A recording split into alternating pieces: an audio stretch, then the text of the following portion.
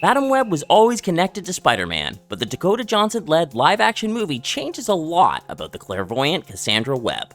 How is Madam Web connected to Spider-Man? Madam Web is the latest movie entry in Sony's Spider-Man universe, which is a somewhat amorphous shared universe of movies.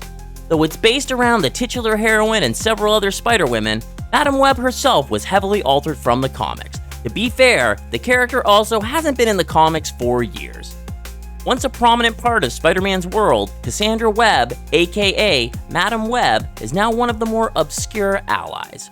Her biggest claim to fame was her role in the 1990 Spider-Man, the animated series. Now, she has her own movie, though her connection to the Spider-Man on the big screen are somewhat dubious. In the 2024 Madam Web movie by Sony Entertainment, Dakota Johnson plays Cassie Webb. She's a paramedic in New York City who suddenly begins to have visions of the future.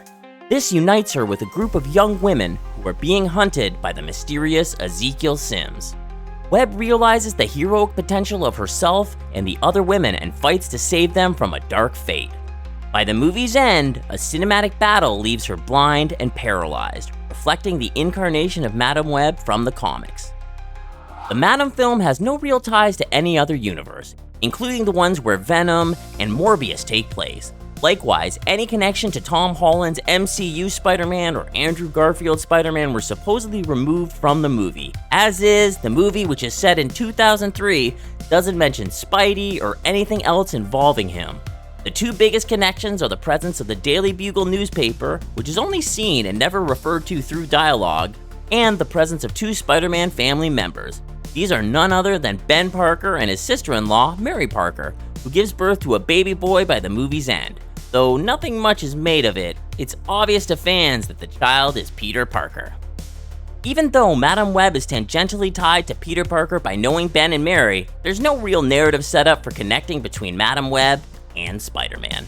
The movie could have acted as a prequel to the official SSU Spider-Man, but there may not be any more Madam Web solo features. Given the movie's box office failure and negative reception among fans and critics, trying to spin her off into a solo movie is questionable enough.